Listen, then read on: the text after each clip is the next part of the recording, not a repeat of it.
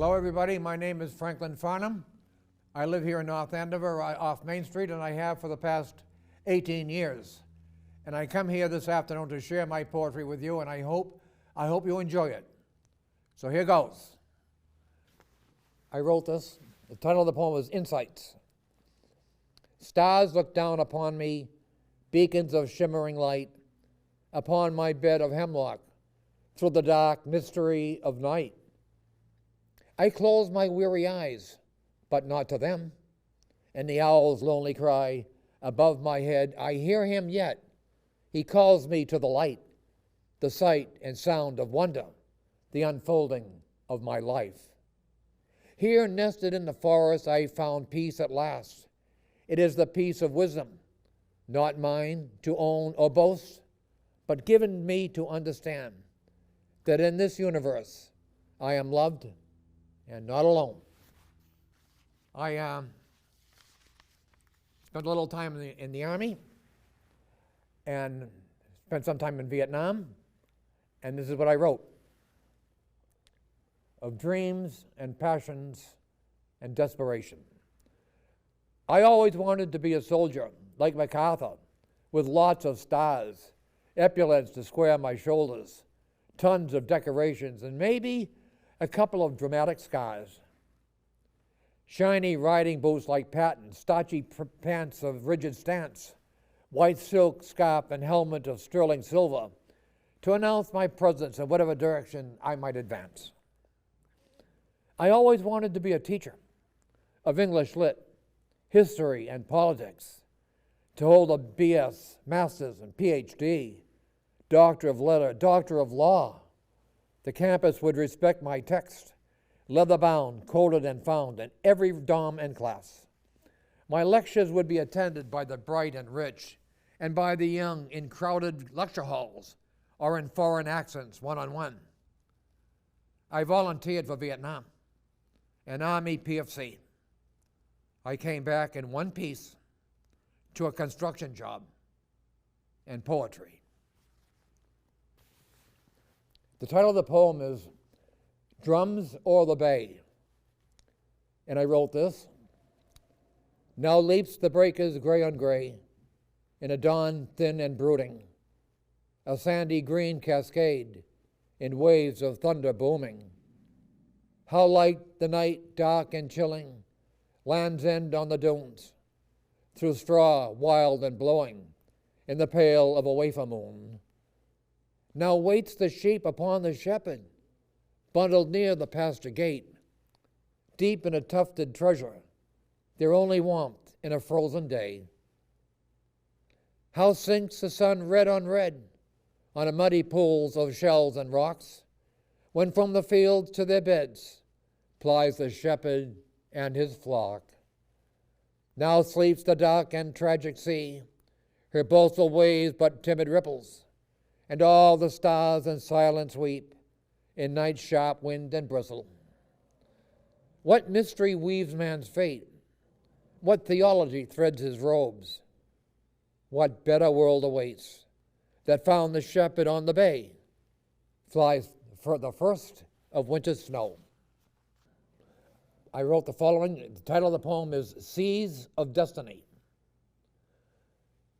When bells ring on the meadows, revelers warmed in song, lift hearts in joyous echo of a mellow throated horn. Winter, ribbed in wavy snow on leaning post and gate, rounded scoops and icy molds under a static slate of gray. Creation's diamond crown from a misty ridge to frothy wake, in breathing pine and swimming stream, the sun's blue and boundless lake. Beneath the stars of destiny on a wild and soundless deep, intrepid soul in search of self, flies full the mainsail of his suite. The title of the poem is Dreams of Innocence. Acid chokes the roots of mystery and sours the pregnant grape. In the wine of spirituality swims the harvest's bouquet. A cherub sleeps on a downy pillow in a shady patch of green, under a thick and sprawling willow, spreads his wings on tufted leaves. Above the tree in hide and seek, with a rascal cloud or two, the sun slips the meadows deep in the blush of honeydew. A dreamer by creation moved, embraced in a weightless hug, now wakes immersed anew in bright and brimming love. It is then the treasure's won, near the rill beneath the blue, and here a song of vision sung in the nectar's wild and rude. From the mountains to the sea sweeps a towering billowed sky, while the river swift and free carries spirit on the tide. I wrote the following, and I hope you'll like it. The title of the poem is Ember in the Cold. Adrift above the towering pine, no life could breath inspire, a song so sad her proud design, cold embers failed the fire. A trek of lonely hours my task, o'er a mountain's frozen spine, to a summit's winter lash, and a sea where comets slide. Through swirling snow of an inky night, an ember in a swimming bowl hurled an arrow's flaming light. It was a bitter arrow flung, it was a burning star's goodbye, to a sky her brilliance stung, and a rover's teary eye. A star so shone above the hills, it was her love alone that washed shadows where the crevice hid, and braved the sailor from the rocks. I wrote the following. No flowers, please. Now rests a weary head on a pillow of rocks, bearing the weight of a sledge, to sleeps with his locks. Once silk and fiery rage, his pink a wrinkled prune, and a beard's long flowing waves to a dim and distant youth. Does it matter, age? From an ivy beard to a green brain, does not the comic strut his stage and trip his silly train? Now sleeps a blunted head on a pillow of lice and straw that bears the weight of lead beyond tomorrow and the law. There's more to be said for a beard that flows and a flashing eye that spins the load than for a song's cold alibi or reason's red-hot barrel of flowing beards and flashing eyes. There's enough of lead for sorrow. I wrote the following. I hope you like it. The title of the poem is Childish Whispers. I wrote the following. Hushed and childlike whispers, in breath innocent and sweet, she awakens cloaked in stillness, her journey's hour to keep. We wake to find the artist's hand revealed in nature's story told, whose brushstrokes with abandon play on a canvas ages old. In an April sun, trumpets sound from mountains far away, when snow fades from memory and ice shrinks from a sleepy bay. Barefoot on a golden shore, embraced by nature's tapestry, we leave our footsteps in the sand and walk as one with the Master down an ageless path, together, hand in hand. The title of the poem is Rebirth. I wrote this. Beneath the storm-tossed sea, beneath the waves of rage, lies the silence of the ocean in the quiet depths of peace. When clouds are spent and broken, when winds no longer shout, when words of calm are spoken, love sweeps the troubled sea of doubt. I wrote the following. An August moon is the title of the poem. An August moon filled the night to rebuke the shadow and the dark, when jungle creatures hid from sight and life is snatched when lightning strikes. Beneath the facade of brave words that loneliness reminds, nothing cerebral sounds the depths of a broken heart and shattered mind. Something deeper lies within, a soul searching for its source, something to eternity akin between the hunger of the flesh and the wisdom of its course. The title of the poem is Breakers. And this is what I wrote. I hope you like it. Now sails a sailor o'er the rim, his mast in but the sight of God, and in his wake a fading hint of his pine forest sod. A deck of teak his sun porch, on rigging climbs the nest, to sail forever on his watch, to lands the topsails fetch.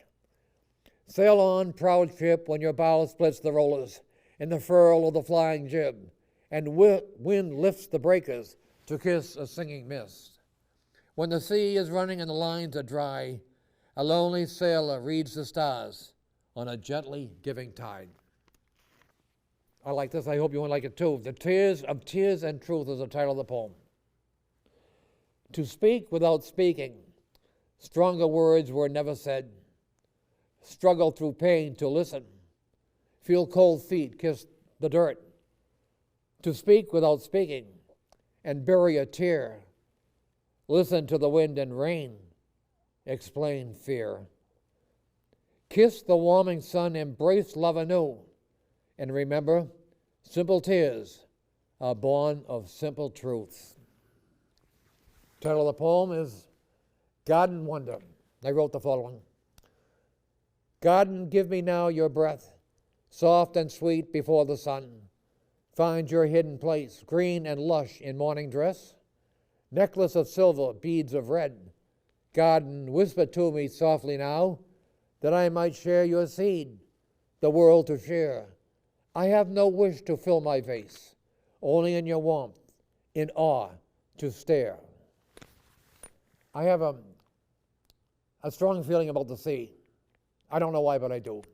I keep returning to it, and you're going to find that's true in this following piece. The title is A Light Beyond.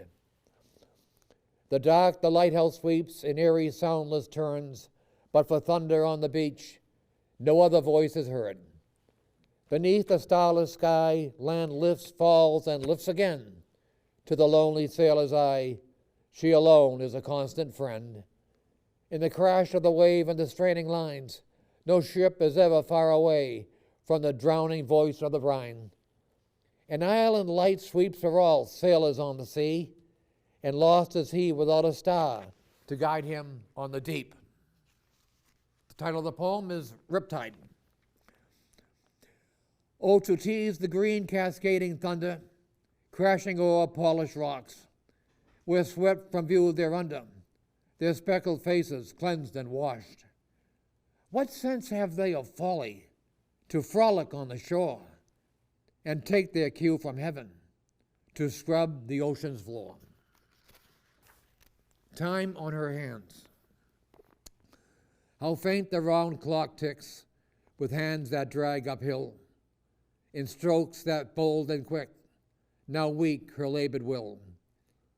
Bright upon a singing wall, in days on wings of black and gold, in night's flight shadows stalk, with hands aloft, chimes would toll. In a telling hour, seconds slapped, while tears streaked her Roman face, and down the foyer's tinted glass, rain raced to a swimming grave. Rich panels paled in light's reach, along the hall where the window broods, and on the wall a circle sweep, where once a great clock ruled. The title of the poem is Sunrise. Earthwood falls the curtain in the pale of steeple bells, when winds of a season churn, leaves spill round the winter well. Dawn bears no secrets in a song without a sound, where heaven's vigil keeper gives chase to purple clouds. Wisdom wears no crimson robe, neither boasts ancestral laws, but drinks from a starry bowl, pure nectar from the gods.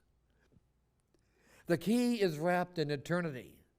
On the crown hangs withered skin, a fool's rub of the kettle's rue, and palm for a petaled prince. Time holds a candle to the quick, when shadow to the light is wed. Spirit sings beyond the abyss, while angels guide the chariots. Title of the poem is Dreams of Innocence. Acid chokes the roots of mystery and sours the pregnant grape. In the wine of spirituality swims the harvester's bouquet. A cherub sleeps on a downy pillow, in a shadow, in a shady patch of green. Under a thick and sprawling willow, spreads his wings on tufted leaves.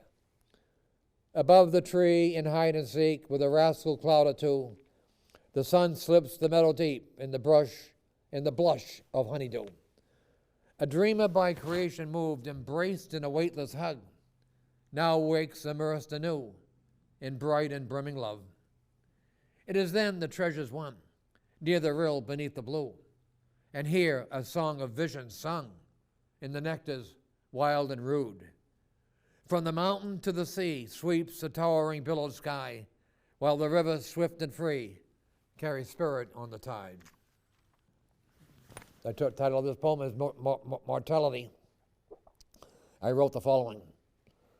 Mortality is but one spoke in the wheel, one degree in the compass, one part of the whole. Waste not this fleeting hour on fleeting things, but soar as eagles soar on gossamer wings. Nor bend thy quill to a loathsome task, or back against a fearsome wind. Look not to see where others flee, nor wait upon their tireless needs. The precious hour is but seconds past, not mine or thine, save only that. Sun above the sleeping hill, that sets before ancient fields are tilled, before the mended net is cast. All men and man between the two are weighed, and measured when the grain is thrashed. When scale and fin is gathered from the sea, when the season's plow is without a song to sing, and tattered sail and frayed net, a harbor furled and dried on polished rocks, then the reap and the catch, and the gain of the chattel trade will be judged by the thresher in fields beyond the grave. Mortality, but one spoke in the wheel, one degree in the compass, one part of the whole. I wrote the following, and I hope you like the poem. The title of the poem is One Small Candle. Where one small candle glows, fear sounds retreat. But where carrion feeds the crow, angels guide the lamb asleep. One small candle raised in faith is greater than all dark's thunder, to sail above the salted plains in a cherub's song of wonder. An empty pittance times but a wage of pomp and pride, whose halting step and brittle spine robs the captain of his tide. Stone ears hear no clink, and dim sight fails to see the lyre that sings while gold sinks when wings are sown on dreams. He then with open arms shall enter heaven's gate to praise the 21st Psalm. Little lambs come home to graze. When the men no longer curry gold and share wealth with all, then avarice shall lose its hold on spirit's strong resolve. I just want you to know that I hope this has meaning for you in some way, shape, manner, or form. With that, I bid you good night.